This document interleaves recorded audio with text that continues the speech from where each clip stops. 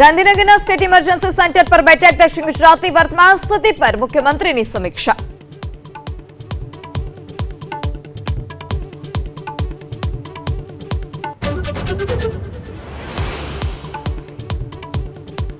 અમદાવાદમાં છેલ્લા 2 કલાકથી મેઘરાજાની તોફાની બેટિંગ. પશ્ચિમ ઝોનમાં 1 કલાકમાં વરસ્યો 2 ઇંચ વરસાદ. શહેરના અંડરપાસ કરવામાં આવ્યા બંધ.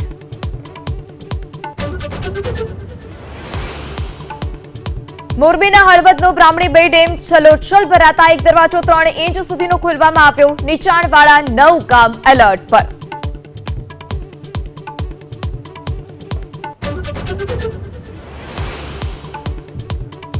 સુરતથી મહારાષ્ટ્ર જતી બસ અંબેટીમાં ફસાઈ. નદીના પાણીમાં ફસાતા રસ્તો બંધ કરવાની ફરજ પડી. 35 જેટલા લોકોને બહાર કાઢવામાં આવ્યા. સુરતમાં માંગરોળના પીપોદરા ગામ પાસે નેશનલ હાઈવે 48 પર સર્વિસ રોડ પર પાણી ભરાયા. અનેક ઠેકાણે જળબંબાકાર.